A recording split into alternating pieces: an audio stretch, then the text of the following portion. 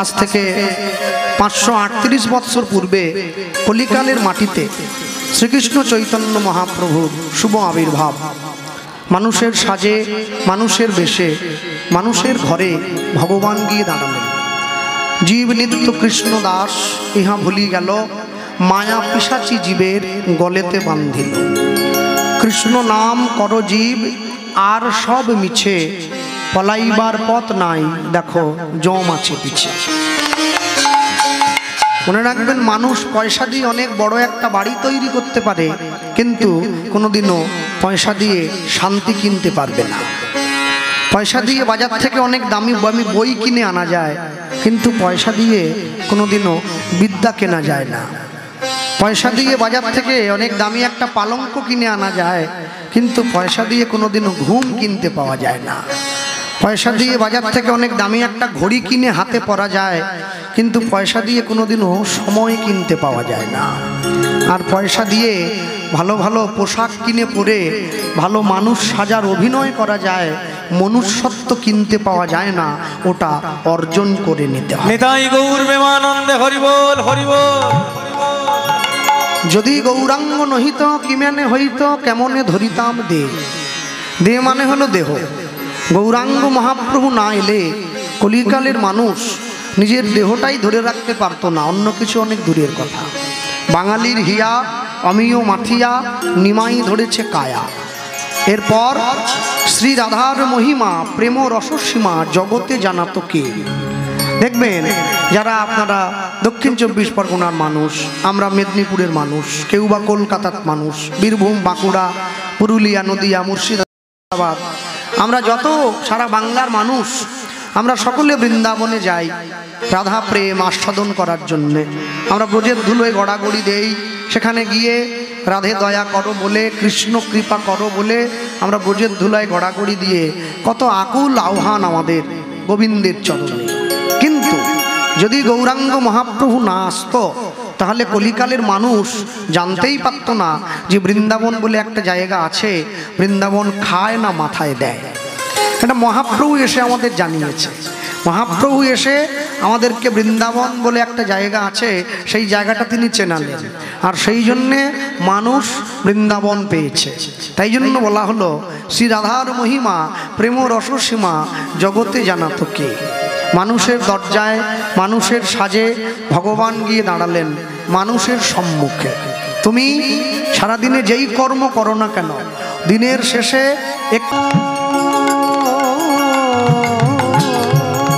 মাধুরী মাধুরী মাধুরী আয়না বৃন্দাবনে আকাশ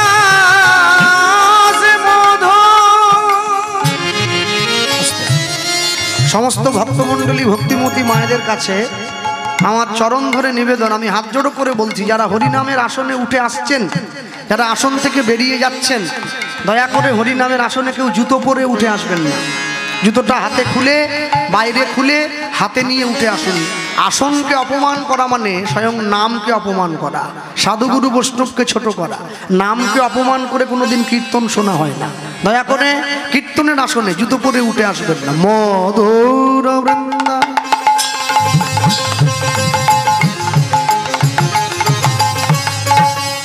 ও ভাই বিপিন বিপিন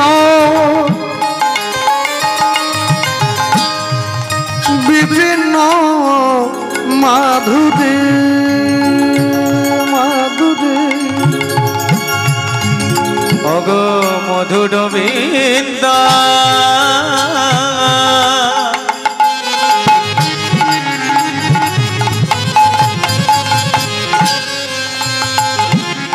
বিপিন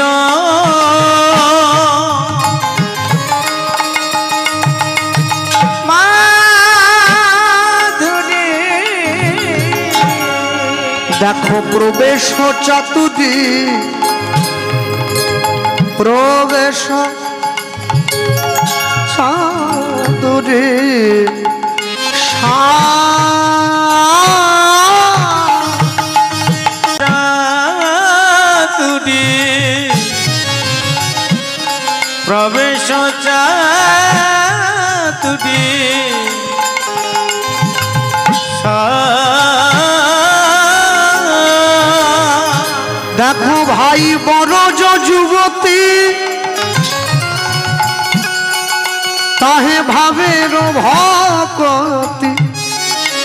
শকতি হইত কার। দেখো ভাই বড় যুবতী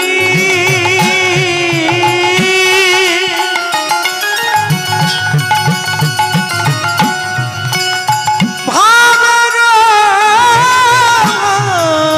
গতি শকতি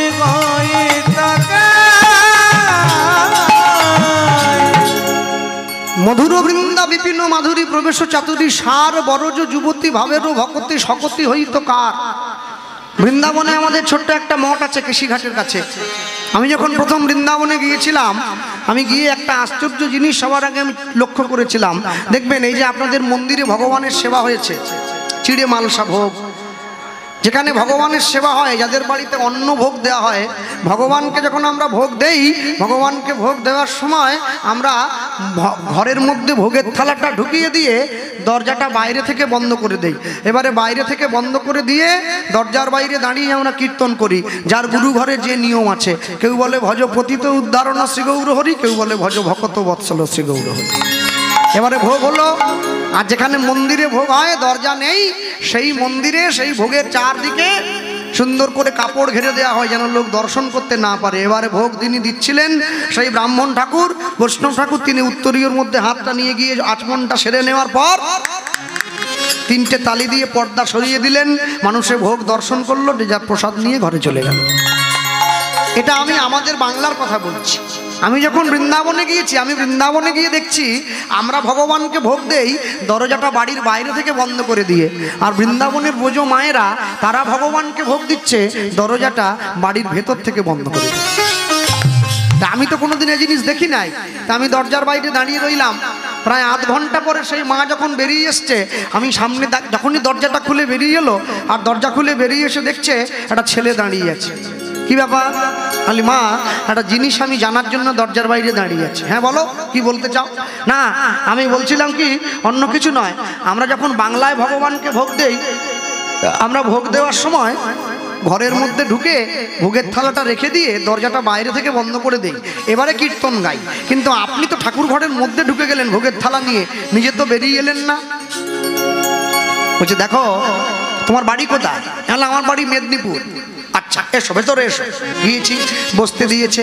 শোনো, তুমি যখন আমায় বলেছো, তবে কি জানো তো বাবা, আপন ভজন কথা না কহিবে যথাতথা। কেমন করে ভগবানকে ডাকো এটা কাউকে বলতে নেই, এটা তুমি জানবে, আর যাকে ডাকবে সে জানবে, বাকিরা কেউ জানবে না।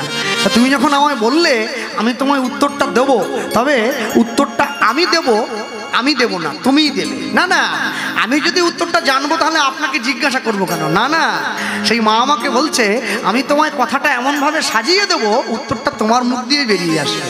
ও আচ্ছা, তাহলে বলুন। বলছিলেন কি, উনি আমায় জিজ্ঞাসা করছেন ছোটকালে পড়াশুনো করেছো? হ্যাঁ। স্কুলে যেতে? হ্যাঁ। স্কুলে কখন যেতে? 10টার সময় যেতাম।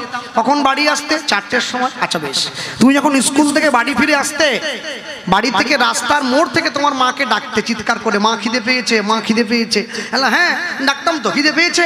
তা তোমার মা তুমি বাড়ি ফিরে আসার পর বইয়ের ব্যাগটা খাটের ওপরে ছুঁড়ে দিয়ে তুমি যখন খেতে বসতে, তোমার মা যখন তোমাকে খাবারের থালাটা সামনে এগিয়ে দিত, বলো তো ভাই, তোমার মা কি খাবারের থালাটা তোমাকে দিয়ে তোমার কাকিমার সঙ্গে গল্প করতে চলে যেত? না। তা যাবে কেন? আমার কাছে বসে থাকতো। কেন থাকতো? আরে কি প্রশ্ন করছেন আপনি? কেন থাকতো মানে কি? আরে ছেলের কখন কি লাগবে মা দেবে না? মা যদি চলে যায়, তাহলে আমার যদি ডাল লাগে, কুমড়োর তরকারি লাগে, আমি কাকে চাইবো? মা তো চলে গিয়েছে। সেই মা আমাকে উত্তর দিচ্ছে, উত্তর তো তুমি দিচ্ছ, আমায় জিজ্ঞাসা করছো কেন? না না, আমি দিলাম মানে কি? আরে ভুনো, তুমি যে ভগবানের ঘরে ভোগের থালাটা ঢুকিয়ে দিয়ে দরজার বাইরে দাঁড়িয়ে দাঁড়িয়ে কীর্তন গাইছো, তাহলে মনে করো আমার গোবিন্দের আরেকটু ডাল চাই, কাকে বলবে? তুমি তো বাইরে। আমার ভগবানের আরেকটু কুমড়োর তরকারি লাই, কাকে বলবে? তুমি তো বাইরে দাঁড়িয়ে আছো। ভগবান কি দরজা খুলে বাইরে বেরিয়ে আসবে? না। বলে ওই জন্য কাছে বসে থাকি, খাওয়াবো, মুখ ধোয়াবো, মুখ মোছাবো, আর শোনো বিছানা পেতে রেখেছি, ঘুম পাড়াবো। আর না যদি ঘুমায়, বাড়ির ছেলে তো বড্ড দুষ্টু হয়েছে, দুপুরবেলা শুধু বেরিয়ে চলে যায়। একটা ছোট্ট লাঠি রেখেছি, ওইটা দিয়ে ভয়ও দেখায়। কি বলছো? যার চোখ দেখে রাবণ কুম্ভকর্ণের মতো বীর সব শান্ত হয়ে গেছে, তুমি তাকে একটা প্যাকাটি দিয়ে ভয় দেখাও? বলে ওটাই তো ভালোবাসা। তোমরা বাংলার মানুষ ভগবানকে সব দিয়েছো, ভালো মন্দির, ভালো ঘর, ভালো সেবার দ্রব্য, ভালো ভালো জিনিস, ভালো ভালো পোশাক। শুধু একটা জিনিস ভগবানকে দিতে পারো নাই, সেটা হচ্ছে তোমাদের মন। আর আমরা ব্রজের মানুষ, আমরা ভগবানকে কিচ্ছু দিতে পারি নাই। আমরা তো গরিব, আমরা গোয়ালা মেয়ে, দুধ বিক্রি করে আমাদের সংসার চলে। তা আমরা ভগবানকে কিচ্ছু দিতে পারি নাই। আমরা ভগবানকে যেটা দিয়েছি সেটা হচ্ছে আমাদের হৃদয়ের বিশুদ্ধ ভালোবাসা। যখন আমি ছোট ছিলাম মন তাকে দিয়েছি, যখন আমি বড় হয়েছি দেহ তাকে দিয়েছি। তাহলে দেহ মন যদি গোবিন্দের হয়, আমি কি আমার আছি? আমি তো তার। হৃদয় গৌর প্রেমানন্দে হরিবোল হরিবোল। ওই জন্যে আমি যাই করি, যেভাবেই বলি না কেন, সব তার। বৈষ্ণব মহাজন পদকর্তা বলছে, ভাই তুমি যাই করো না কেন, মনে রাখবে honesty is the best policy. সততাই একমাত্র মূলধন। এ কথা বোকারা বলে না, এ কথা সৎ মানুষেরা বলে। কেন? চালাকি করে কোনোদিন মহৎ কাজ সম্পন্ন হয় না। মহৎ কাজ করতে গেলে সততার সঙ্গে করতে হয়। অসৎ উপায়ে জগতে একটা জায়গা পর্যন্ত লাফিয়ে চলে যাওয়া যায়, কিন্তু আবার পিছনে পিছিয়ে আসতে হয়। আর সৎ হলে জায়গাটা ধীরে ধীরে তৈরি হয়, কিন্তু সেই আসনটা কোনোদিন নষ্ট হয় না, সারা জীবন একইভাবে থাকে।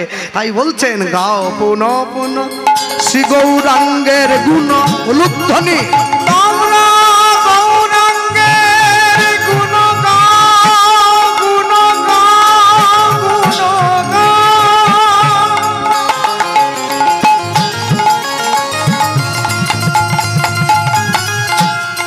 গৌরাঙ্গের গুণ গাও,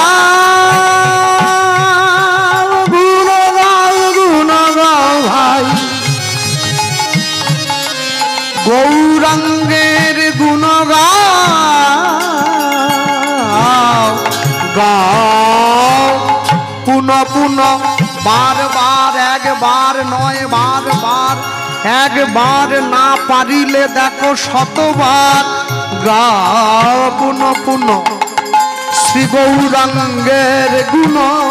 আচ্ছা, আমি যদি সকাল থেকে সন্ধে পর্যন্ত মিথ্যে কথা বলি, চিটিংবাজি করি, মানুষ ঠকাই, সন্ধেবেলা বসে যদি গৌরাঙ্গের নাম বলে নেই, তাহলে হবে তো? না না, হবে না।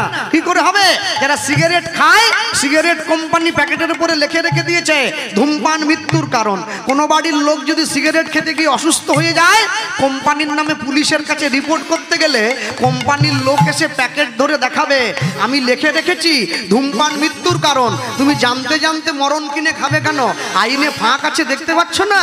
সিগারেট কোম্পানি আইনে ফাঁক দিল, মহাজন পদাবলিতে ফাঁক থাকবে না। আপনারা ভাবলেন কি করে?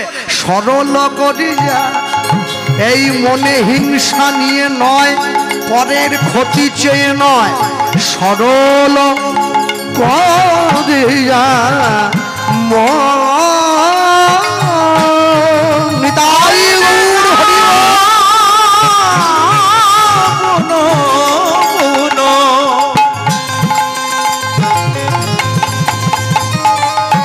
শ্রী গৌরাঙ্গে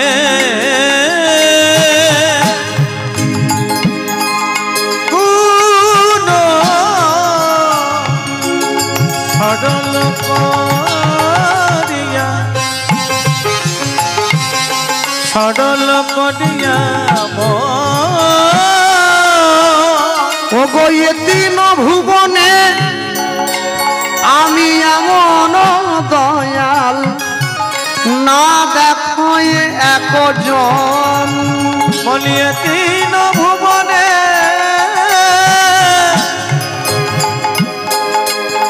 এমন দয়া না দেখো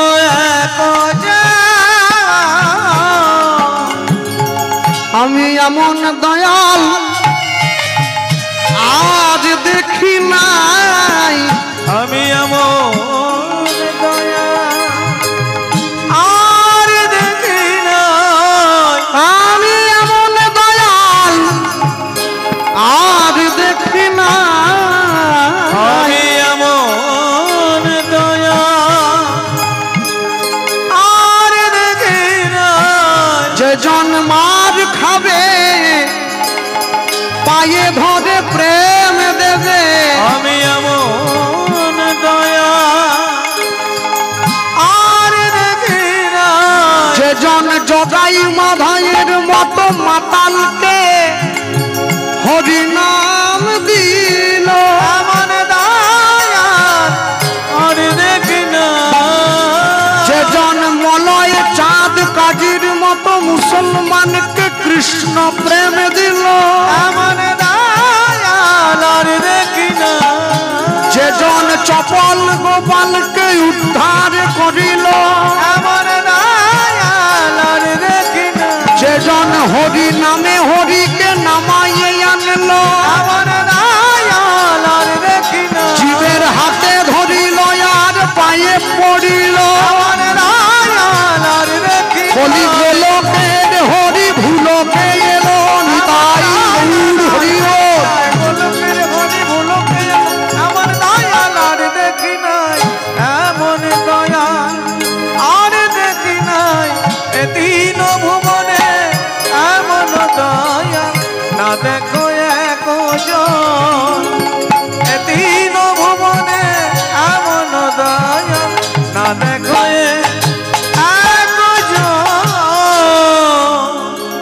যে গৌরাঙ্গের নামে বনের হিংস্র জন্তু পর্যন্ত প্রেম পেল, যে গৌরাঙ্গের নামে জগাই মাধাইয়ের মতো মাতাল তারা ভক্ত হয়ে গেল। বৃন্দাবন দাস ঠাকুর চৈতন্য ভাগবতে লিখছে জগাই মাধাই দুটো ভাই, এরা প্রত্যেকদিন 80 হাঁড়ি করে মদ খেত। কলিযুগের ভাইরা তো এক বোতল খেয়ে রাস্তায় শুয়ে পড়ে, ওরা 80 হাঁড়ি করে মদ খেয়েছে। তাদের নেশা কেটে গেছে হরিনাম শুনে।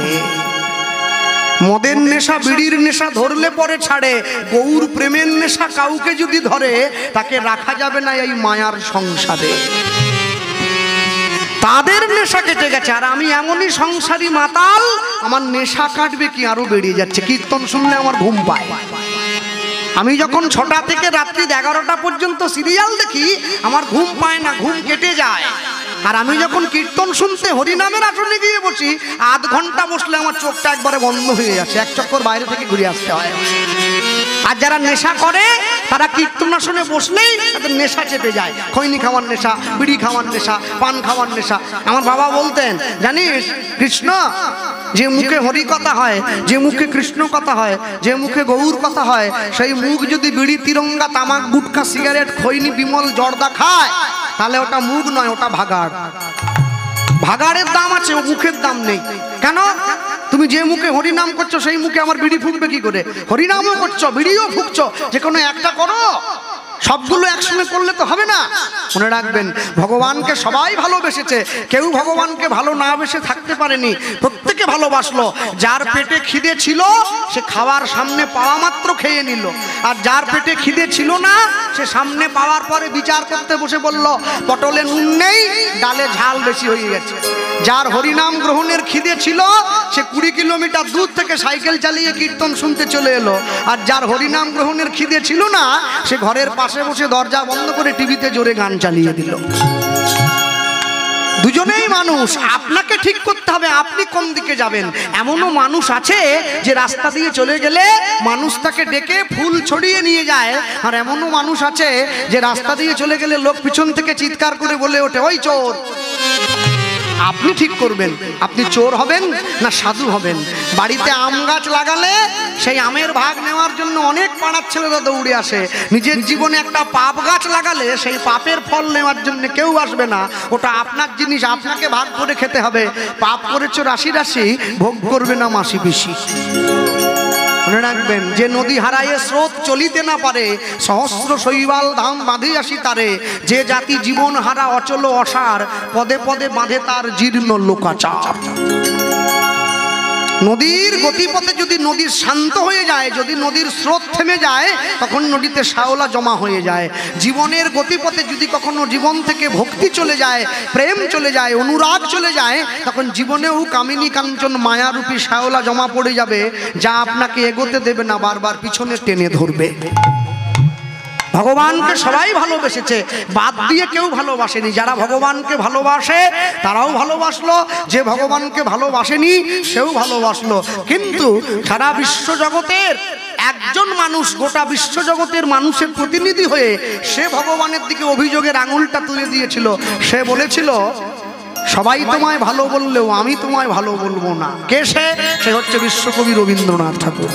তিনি বলেছিলেন, সবাই তোমায় ভালো বলুক, আমি বলবো না। কেন জানো?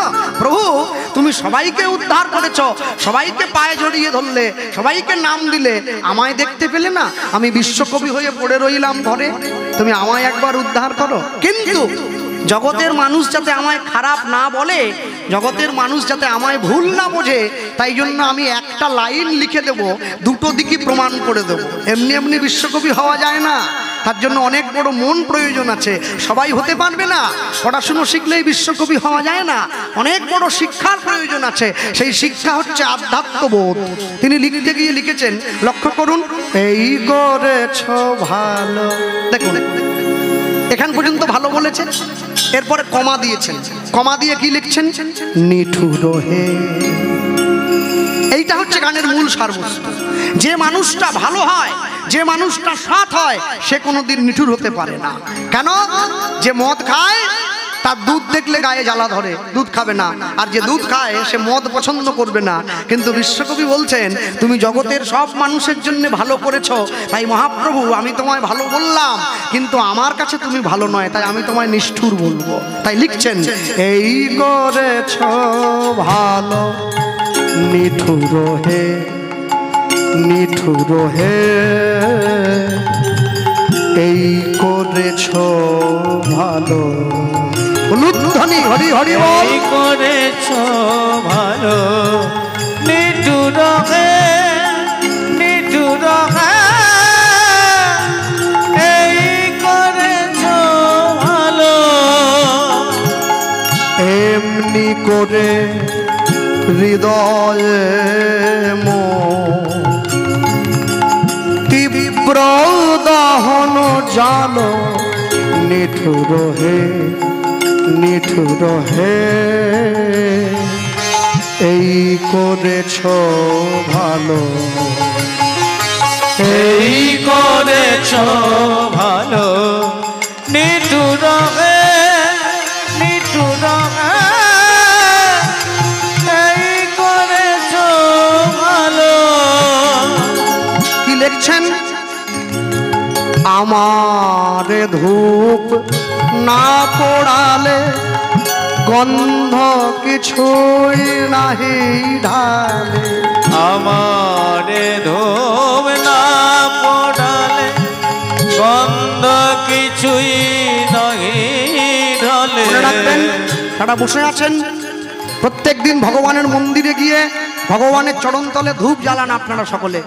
ধূপ শব্দের ব্যাকরণিক অর্থ হচ্ছে যে বস্তু আমাদের অশেষ দোষকে ধৃত করে, তা হচ্ছে ধূপ। যা আমাদের মনের কালিমাকে মুক্ত করে দেয়, মনকে সুগন্ধে ভরিয়ে দেয়, তার নাম হচ্ছে ধূপ। কিন্তু যখন ভগবানের মন্দিরে ধূপ জ্বালান, একটা ধূপকাঠির দাম দেখা যাচ্ছে 50 টাকা, এত বড় কাঠ, খুব সুন্দর গন্ধ।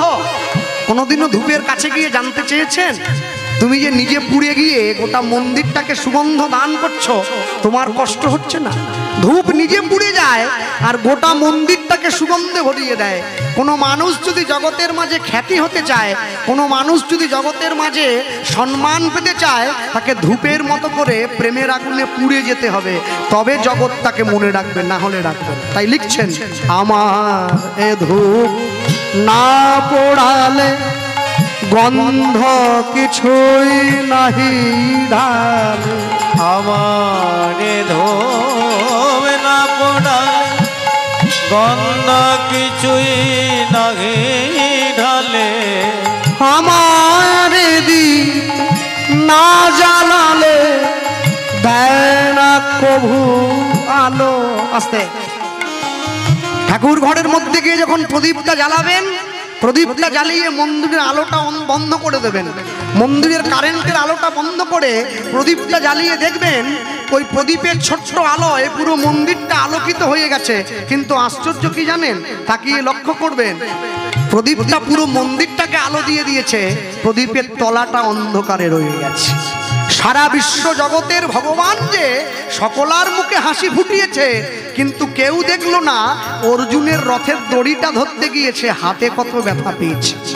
জগাই মাথায় যখন কলসির কানা দিয়ে মেরে কপালটা ফাটিয়ে দিয়েছে, সেই ব্যথার যন্ত্রণা কেউ অনুভব করলো না। তাই লিখছেন, আমার দীপ না জ্বালালে দেয় না কভু আলো, নিঠুর হে নিঠুর হে এই করেছ ভালো, এই করেছ ভালো, তাই নিঠুরে এই করেছ ভালো। একদম গৌরচন্দ্রিকা শেষে গিয়ে বৈষ্ণব মহাজন লিখছেন, গৌরাঙ্গ বলিয়া না গেলাম গলিয়া, গৌরাঙ্গ বলিয়া না গেলাম গলিয়া, আমি গৌরাঙ্গ বলিয়া না গেলাম না গেলাম বলিয়া, গৌরাঙ্গ বলিয়া না গেলাম গলিয়া, কেমনে ধরিনু কেমনে ধরিনু দে, আমি গৌরাঙ্গ বলিয়া না গেলাম গলিয়া, কেমনে ধরিল দে, বাসুধস হিয়া পাষাণ দিয়া বিধি কেমনে গড়িয়াছে, বলবাসু ঘষে দিয়া পাশানে বাঁধিয়া কেমনে গড়িয়াছে, বলি আমার ভাগ্যে হলো না গো, আমার ভাগ্যে হলো না রে, দলি আমার ভাগ্যে হলো না গো, আমার ভাগ্যে হলো না গো, বলি সবাই তোমার নাম নিল, আমার ভাগ্যে হলো না গো, বলি প্রতিটি পাবন অবতারে, বলি আমার ভাগ্যে হলো না গো, ওগো আমি পতিত রইলাম পড়ে, আমার ভাগ্যে হলো না গো, আমায় রেখো তোমার চরণ তলে, আমার ভাগ্যে হলো না গো, বলি ঠাই দিও আমায় অন্তিম কালে, আমার ভাগ্যে হলো না গো, বলি হয়ে আমার প্রাণের ঠাকুর, আমার ভাগ্যে হলো না গো, বলি প্রাণ গৌর উদ্ধার করো, হৃদয় গৌর হইব, আমার গৌর উদ্ধার কর, আমার ভাগ্যে হলো না গো, আমার ভাগ্যে হলো না গো, পশু ঘষে গিয়া পাশান দিয়া কেমনে গড়িয়াছে, পশু ঘষে গিয়া পাশান দিয়া কেমনে গড়িয়াছে, এ তিন ভুবন আনন্দ আস্তে সবার শেষে গিয়ে বৈষ্ণব মহাজন পদকর্তা লীলা মাধুর্যের এক প্রান্তে দাঁড়িয়ে বলছেন, শোনো এই জগতে যারা তোমায় ভালোবাসে না সবাই তোমার নাম নেই, কিন্তু আমি পড়ে রইলাম কেন, তুমি বাসুঘোষ হিয়া পাশানো বাঁধিয়া বিধি কেমনে গড়িয়াছে, যে বিধি সবাইকে তৈরি করলো তোমার মনের মতন করে, বৈষ্ণব মহাজন বলছে আমায় তৈরি করলো না। মানে ছোট্ট করে গৌরচন্দ্রিকা সমাপন করলাম, লীলা মাধুর্যের মধ্যে প্রবেশ করি জায়গায়।